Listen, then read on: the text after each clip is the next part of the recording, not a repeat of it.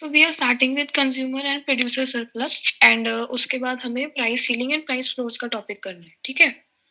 तो फर्स्टली मैंने आपको बता दिया डिमांड और सप्लाई कर्व होता क्या है। I am starting with the image.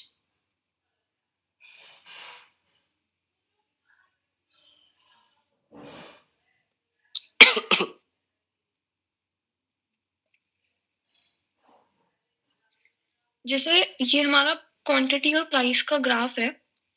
अब इस ग्राफ में डिमांड होगी डाउनवर्ड स्लोपिंग जो डी लिखा है, ठीक है? एंड अपवर्ड स्लोपिंग लाइन होगी supply curve. And P1 is the price level, Q1 is the quantity. तो यहाँ पे हमें बता रहे हैं कि जब हमारा डिमांड Q1 लेवल पर था, प्राइस P1 था एंड जो सेंटर पॉइंट है जहाँ पे प्राइस और क्वांटिटी इंटरसेक्ट कर रहे हैं, it is the equilibrium point, ठीक है? अब नाउ डिमांड कर्व से नीचे का जो एरिया है and above the price line वो है कंज्यूमर सरप्लस। इसका मीनिंग क्या है कंज्यूमर सरप्लस का? It is the willingness of consumer. Assume करो एक कंज्यूमर ने एक एप्पल के लिए ही इज विलिंग टू पे 100 रुपीज, लेकिन उसे मार्केट में वो एप्पल 80 रुपीज के मिल गए। तो जो 20 रुपीज का बेनिफिट हुआ है कंज्यूमर को, उसे कहते हैं कंज्यूमर सरप्लस, मतलब उसकी एक्सपेक्टेशन से ज्यादा बेनिफिट हुआ है। अब इसे हम प्राइस के मेजर्स में ना करके हम इसे यूटिलिटी के टर्म्स में मेजर करते हैं। एक एप्पल के कंजम्पशन से कंज्यूमर को 100 यूनिट्स का सेटिस्फेक्शन मिला, लेकिन उसे प्राइस पे करना पड़ा 80। मतलब कंज्यूमर ने जितना एक्सपेक्ट किया था उससे ज्यादा अगर उसे कुछ भी मिलता है सेटिस्फेक्शन या फिर utility, it is known as consumer surplus. And price level P1 है, ठीक है? मींस 80 है जो प्राइस लेवल, और जो मैक्सिमम प्राइस है वो 100 तक जा सकता है। तो 80 और 100 के बीच का जो डिफरेंस है 20, जो कंज्यूमर को पे नहीं करना पड़ा, which he was already willing to pay, जो उसने एक्सपेक्ट किया था कि इतना प्राइस उसे पे करना पड़ेगा, but 20 is left over with him. तो जो 100 माइनस 80 का डिफरेंस आया 20, it is the consumer surplus.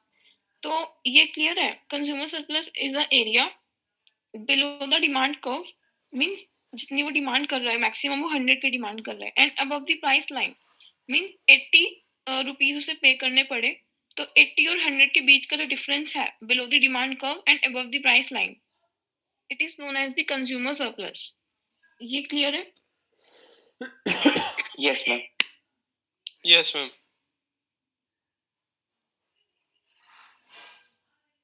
Okay.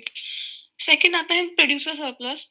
अब प्रोड्यूसर सरप्लस क्या बोलता है? इट मींस एक प्रोड्यूसर को जितना बेनिफिट हुआ, जैसे उसने कुछ सर्टेन अमाउंट ऑफ इनपुट्स लगाए इन द मैन्युफैक्चरिंग प्रोसेस, तो उन इनपुट्स को लेस करके जो प्रोड्यूसर का रिवेन्यू आया मींस प्राइस इनटू में quantity, it is the producer surplus. तो प्रोड्यूसर सरप्लस को हम बोल सकते हैं above the supply curve and below the price line. Below price line इसलिए क्योंकि मैक्सिमम प्राइस प्रोड्यूसर को मिला है 80। 100 रुपीज से उसको प्रोड्यूसर को कुछ लेना देना नहीं है, बिकॉज 100 रुपीज की जो एजम्पशन थी वो सिर्फ कंज्यूमर की थी कि ही इज विलिंग टू पे, लेकिन प्रोड्यूसर को मैक्सिमम 80 रुपीज ही मिलेंगे। So producer surplus is below the price line and above the supply curve, इसलिए बिकॉज मैक्सिमम क्वांटिटी किसी भी गुड की जो अवेलेबल है इन द मार्केट, जैसे यहाँ पे क्वांटिटी Q1 है, तो अगर हम बियॉन्ड Q1 देखें राइट साइड में Q1 के, तो it is not considered, because जो चीजें जो प्रोडक्ट्स मार्केट में अवेलेबल है ही नहीं, उनकी यूटिलिटी कोई भी कैलकुलेट नहीं कर सकता। तो अगर सिर्फ Q1 units of goods are available in the market, तो इट मींस जितने गुड अवेलेबल हैं उन्हीं के बेसिस पे सरप्लस निकालेंगे for consumer and producer both. तो प्रोड्यूसर सरप्लस क्लियर है, below the price line and above the supply curve. ये रीजन जरूर लर्न कर लेना कि बिलो प्राइस लाइन क्यों है या फिर अबव प्राइस लाइन क्यों है। तो ये दोनों क्लियर है एक बार?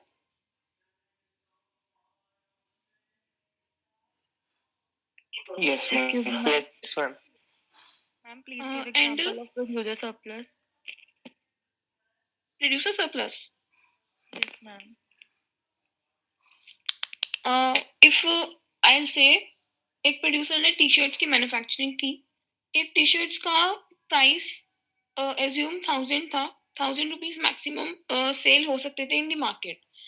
एंड प्रोड्यूसर ने ये देखा कि उसे 1000 रुपीज का रिवेन्यू हुआ, मीन्स 1000 रुपीज का बेनिफिट हुआ।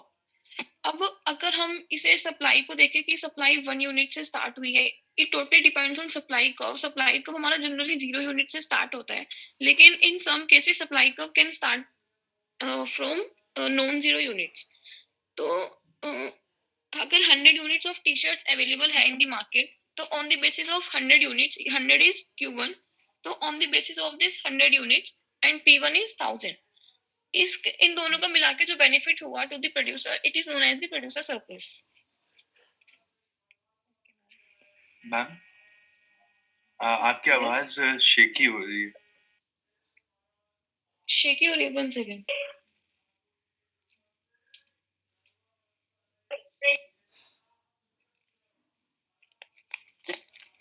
ये क्लियर है producer and consumer surplus?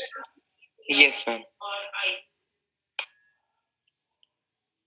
Okay, now एक टर्म आती है इकोनॉमिक सरप्लस। इकोनॉमिक सरप्लस क्या है? It is the sum of consumer and producer surplus. It means the orange part plus this blue part, इन दोनों का अगर हम सम करेंगे, it is known as the economic surplus, या फिर हम इसे total surplus in the economy भी बोलते हैं। दोनों का मीनिंग सेम है। तो एक बार थियोरेटिकल पार्ट के थ्रू कर लेते हैं।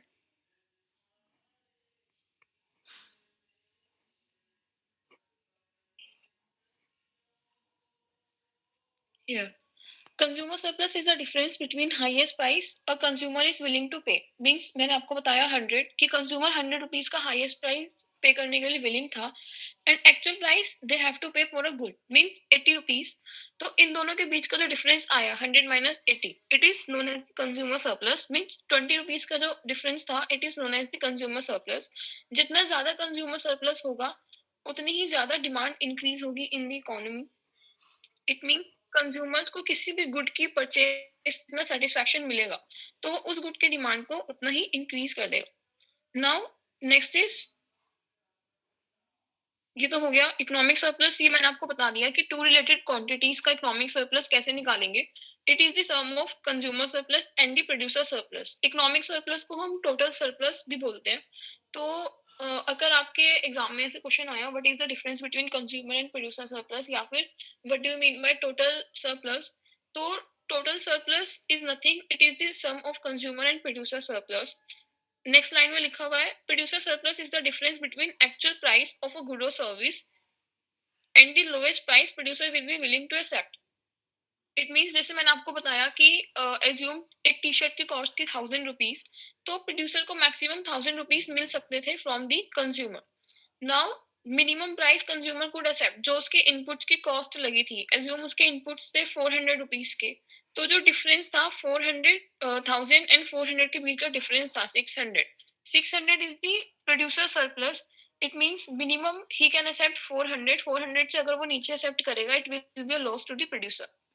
सो the difference of 600 is known as producer surplus. अब जितना ज्यादा प्रोड्यूसर सरप्लस होगा, उतना ही ज्यादा सप्लाई लेवल इंक्रीज होगा इन the economy, and usually producer surplus increase होगा, इट मींस कंज्यूमर सरप्लस कम होगा। बिकॉज अगर जितना ज्यादा मैक्सिमम प्राइस किसी कंज्यूमर को पे करना पड़ेगा, it is beneficial for the producer because it is the revenue for the producer. And अगर ज्यादा प्राइस पे करना पड़ेगा to a consumer, then it is a loss to him because उसकी maximum willingness एक certain level तक ही होती है।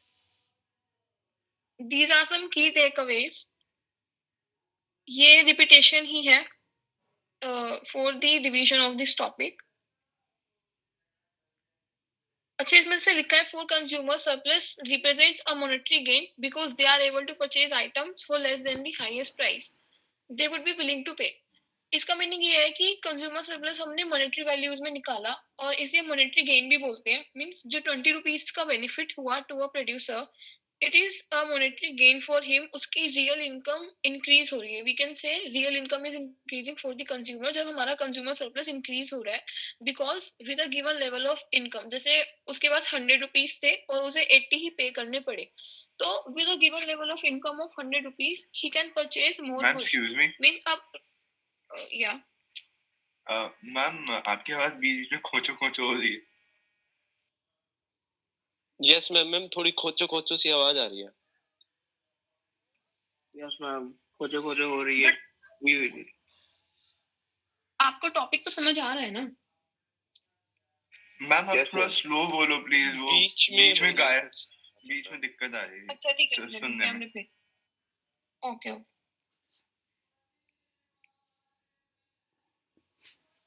अभी मैं एक्चुअली आउट ऑफ कंट्री हूँ, तो इसलिए थोड़ा सा नेटवर्क इशू हो रहा है, ठीक है। मैम आप दुबई में हो? तो या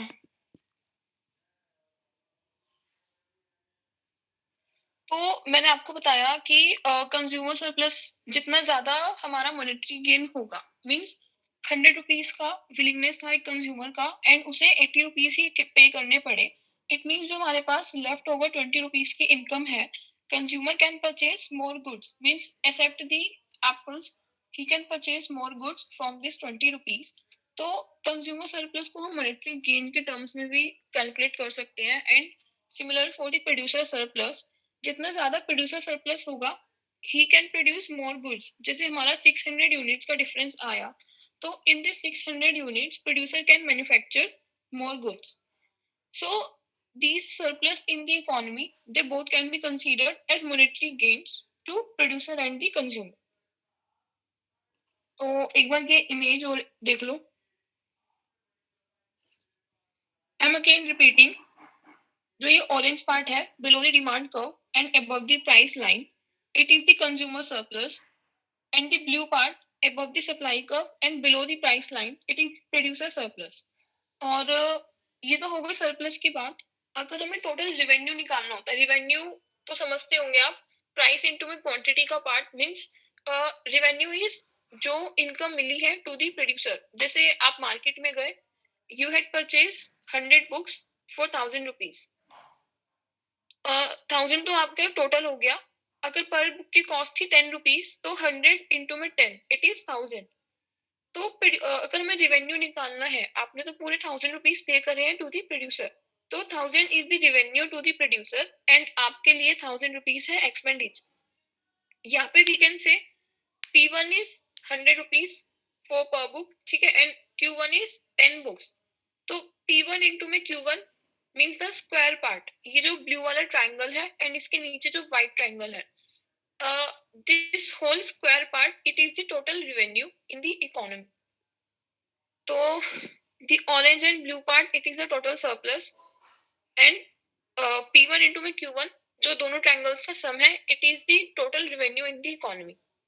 तो ये दो टॉपिक क्लियर है, consumer and producer surplus. Yes, ma'am. Yes, ma'am. ठीक है, हमारा नेक्स्ट आता है price ceiling and price floors. फिर ये हमारी यूनिट कंप्लीट हो जाएगी फर्स्ट।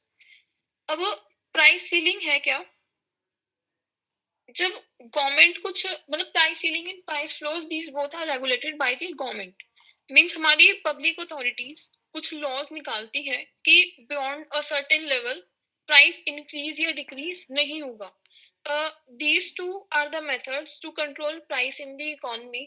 अगर प्राइस बहुत ज्यादा लेवल से इंक्रीज हो रहा है, तो गवर्नमेंट उस पर प्राइस सीलिंग्स तो आप समझते होंगे, जैसे फ्लोर्स की सीलिंग्स होती है। तो सीलिंग्स करती क्या है, वो beyond a certain level price को इंक्रीज नहीं होने देती। सिमिलरली प्राइस फ्लोर इज कि beyond a certain level price fall नहीं होगा। अब प्राइस सीलिंग्स मेजरली लगती हैं कंज्यूमर के बेनिफिट के लिए, कि कोई भी प्रोड्यूसर एक सर्टेन लेवल के बाद प्राइस इंक्रीज ना कर सके। It is known as price ceiling. और प्राइस फ्लोर्स लगती है प्रोड्यूसर के बेनिफिट के लिए, कि beyond a certain level price ना फॉल हो इन द इकोनॉमी। हम पहले डायग्राम के थ्रू देख लेते हैं, बाद में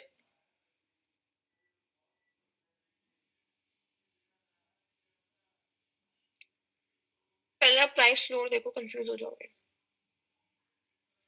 this is the price floor. यहाँ पे अज्यूम करो P0 एंड Q0, ये दोनों इनिशियल प्राइस लेवल है जो इंटरसेक्ट कर रहे हैं E0 पॉइंट पे। E0 is the equilibrium point, means initially हमारी इकोनॉमी E0 पॉइंट पर थी। Now P4 is the price ceiling. Government ने PF प्राइस कंसीडर किया कि PF से नीचे प्राइस लेवल डाउन नहीं होगा। It means the minimum price in the market is PF। अब इससे हुआ क्या, प्राइस मिनिमम वाला, अगर मिनिमम प्राइस हमारा ग्रेटर है देन हमारा इनिशियल इक्विलिब्रियम प्राइस, मीन्स अब सप्लाई तो इंक्रीज हो गई इन द इकोनॉमी, बिकॉज जितना ज्यादा प्राइस इंक्रीज होगा उतनी ही ज्यादा अमाउंट से सप्लाई इंक्रीज होगी, because it is the benefit to the producers. अब प्राइस इंक्रीज होने से कंज्यूमर्स की रियल इनकम फॉल हो गई, सो हमारी demand will start moving leftwards and PF हमारा इंक्रीज हुआ, दिस इज हमारा प्राइस हमारे सप्लाई लेवल इंक्रीज होना स्टार्ट हो गया। तो there would be excess supply और surplus in the economy because maximum price because market price is now greater than the equilibrium price। और ये हमारा प्राइस फ्लोर अगर इक्विलिब्रियम पॉइंट के नीचे लगे, इट मींस अगर अभी तो हमारा पीएफ पी नॉट के अबव है, अगर PF is below the P nought तो हमारा demand will be excess in the economy and supply will be lesser, because now producers को कम प्राइस मिलेगा, तो there will be excess demand in the economy. I am repeating again, price floors ये assume करता है कि एक minimum price एक मार्केट में क्या रहेगा। अगर price floor above the equilibrium point लगाया जाए तो हमारा मार्केट प्राइस ग्रेटर हो जाएगा then the equilibrium price, it means there will be excess supply in the market. और अगर पी नॉट हमारा ग्रेटर है then price floor, so there will be excess demand in the economy। Price floor clear है? Yes, ma'am. Yes, ma'am. अब price ceiling is just opposite of the price floors. Price floor तो मैंने आपको बताया, जैसे हमारे houses में हमारे फ्लोर्स होते हैं कि बियॉन्ड द सर्टेन लेवल हम नहीं जा सकते, इसे उस चीज से समझो, ठीक है। सो बियॉन्ड दिस फ्लोर लेवल ये हमारी मिनिमम लिमिट है, इसके बिलो हम नहीं जा सकते। सेकंड हमारा आता है प्राइस सीलिंग। अब सीलिंग्स के अबव थोड़ी ना कोई भी फ्लोर होता है, जैसे फ्लैट सिस्टम है, कोई भी फ्लोर्स बने हैं तो एक सर्टेन सीलिंग लेवल तक ही माना जाता है कि ये फ्लैट इस सीलिंग तक है।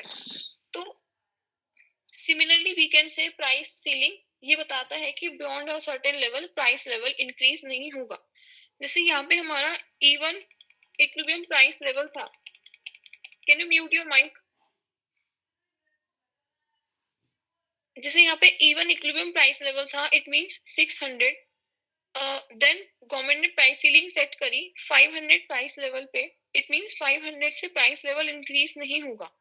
तो इस प्राइस के फॉल होने से there will be a benefit to the consumer, because उन्हें कम प्राइस पे करना पड़ेगा for a certain level of goods. तो demand will be increase in the economy and supply will start moving leftwards, there will be movement along the supply curve. तो इससे होगा क्या, price the market price is lesser than the equilibrium price, तो there will be excess demand in the economy, या फिर हम कह सकते हैं इसे शॉर्टेज। शॉर्टेज मींस डिमांड ज्यादा है और जो गुड्स और सर्विसेज अवेलेबल है मार्केट में for selling purpose they are lesser. अगर प्राइस सीलिंग इंप्लीमेंट की जाए above the equilibrium level, assume price ceiling लगाई गई $700 पे, तो इट मींस अब $700 के बियॉन्ड तो प्राइस जा नहीं सकता, बट इक्विलिब्रियम लेवल के अबव जा सकता है, तो there will be excess supply in the economy.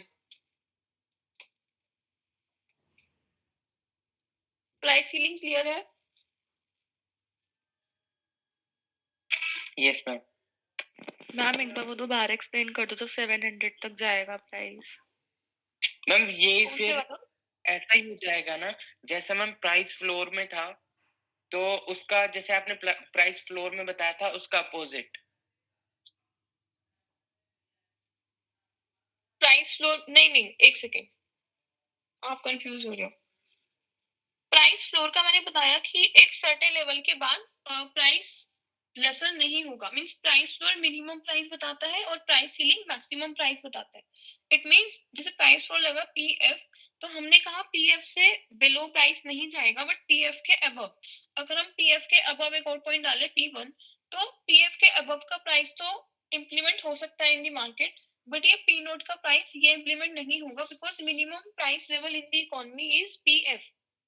और अगर हम प्राइस सीलिंग की बात करें, प्राइस सीलिंग ने हमें बताया मैक्सिमम प्राइस, प्राइस सीलिंग ने हमें बताया मैक्सिमम प्राइस, तो यहाँ पर 500 के अबव प्राइस नहीं जाएगा, लेकिन 400, 300, 200 या फिर 100 प्राइस लेवल हो सकता है। मींस प्राइस सीलिंग ने हमें मैक्सिमम लिमिट दी एंड प्राइस फ्लोर ने मिनिमम लिमिट दी। Yes ma'am, okay ma'am. तो इसमें कोई डाउट है अब इन दोनों में? No ma'am. No ma'am.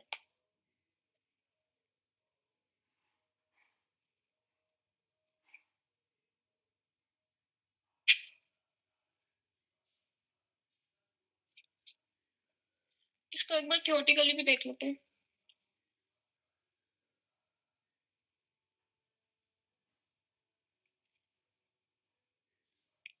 ये मैंने आपको बताया था कि ये प्राइस कंट्रोल्स के मेथड है।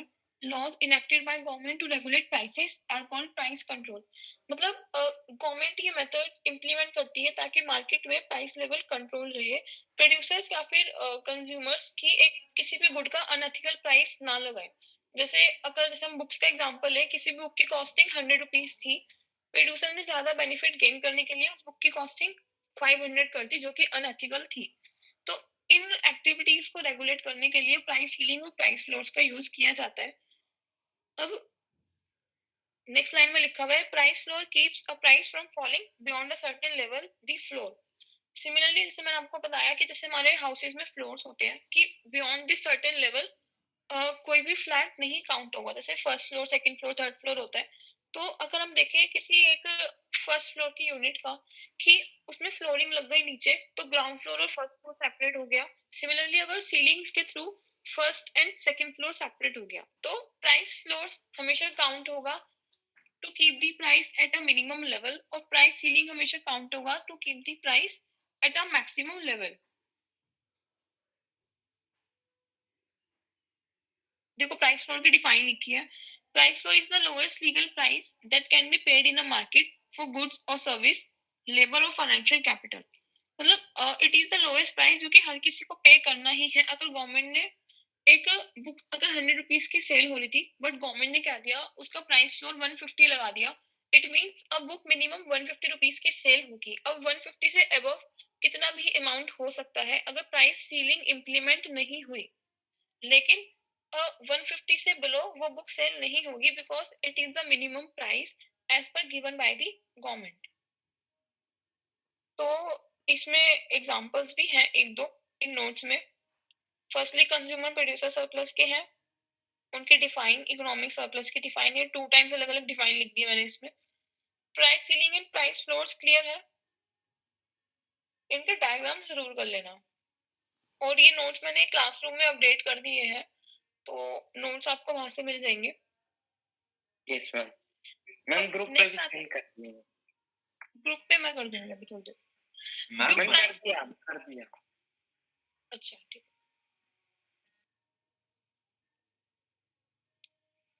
Is someone asking? मैम हमारी 9:45 से क्लास है, तो क्या आप 9:30 तक क्लास एंड कर सकते हो please? One second. What's the timing in India? अभी 9:25 हो रहे हैं ना वहाँ पे? Yes ma'am. ठीक है। Yes ma'am. 6 मिनट। मैम वैसे भी मेरा हो गया ये। एक और प्रॉब्लम है मैम। या मैम रात के 3:30 बजे थोड़ा अनकंफर्टेबल है मैम, जब क्लास की टाइमिंग्स पता लगती है, थोड़ा अनकन्वीनियंट हो जाता है। नहीं आपकी Yes, क्लास ma'am. तो ऑफिशियल टाइमिंग पे ही होगी ना। आपकी क्लास तो 8:45 ऑफिशियल टाइमिंग है। तो ओके मैम। वो मैंने कंफर्म किया था कि कल क्लास होगी या फिर नहीं। जैसे हमारे स्टार्टिंग में ही अभी लास्ट वीक में डिस्कस हो गया था। मतलब मेरे पास रिक्वेस्ट आई थी ग्रुप पर कि ऑफिशियल टाइमिंग्स पे क्लासेस हो, ओके मैम। वरना आपने 10:30 का टाइम बताया था। तो आप लोगों को ये तो कंसीडर करना होगा ही कि कल आपकी क्लास है, या तो 8:45 पे होगी या फिर 10:35 10:45 पे होगी। मैम 10:45 पे कर लो। मैम आप बस एक टाइम फिक्स कर दो, चाहे कुछ भी जो हो। भी यस हो। मैम, एक भी टाइम हो, Yes, आज sir. फिक्स कर लेते हैं। 8:45 ठीक है, ऑफिशियल टाइम ठीक है। फिर अगर वही है तो फिर वही ठीक है। ऋतिक तेरी क्लास होती है क्या 10:45 पे? अभी तो बोल कल रहा भाई। क्लास नहीं है, कल सैटरडे है।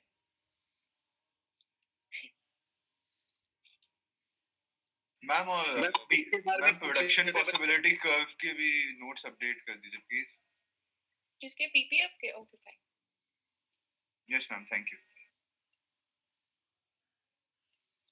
ठीक है, मेरे को अटेंडेंस कोई भी एक सीआर मुझे अटेंडेंस सेंड कर दो ऋतिक व्हाट्सएप भाई पे। यस मैम, मैं कर दूंगा। मैम बुक मैम के बारे में ऋतिक कर पूछ देगा। रहे थे। I am ending this class. अगर कोई डाउट होगा तो पूछ लेना एंड मंडे को होगी फिर आपकी class. Okay ma'am. So timings 8:45 10:45 हम ऑफिशियल मैम टाइम पे ही रखते हैं, वरना 8:45 लोग वो करते मैम हैं। 10:45 मैम जो भी सही लगे बस फिक्स कर दो। मैम 10:45 मैम आप 12:45 पे फ्री नहीं होते क्या? 12:45 में 10:45 सेकंड सेक्शन की होती है सेक्शन। मैम या तो हम ना अभी एक बार ग्रुप पे डिस्कस कर लेते हैं, अगर 10:45 से किसी को दिक्कत ना हुई तो ऋतिक आपको मैसेज कर देगा। तो ऐसा यस मैम, करो ये सही है। हाँ हाँ मुझे अरे कोई मैम, भी एक सीआर 10:45 पे कुछ बच्चों की हिंदी ए की क्लास होती है, तो हाँ वो एक बार वो नहीं आ डिस्कस कर पाएंगे। लेते हैं मैम दूसरे हम ग्रुप डिस्कस हाँ। करके आपको बता देंगे। में, आपको बता देंगे। Yes, हाँ ma'am. आप अपने पर्सनल ग्रुप पे डिस्कस कर लो और देन एक बार मुझे Okay. inform मैम अपने लेवल पे डिस्कस कर लेते हैं फिर आपको बता देंगे एंड में। हम्म, यस मैम, थैंक यू। करो। ओके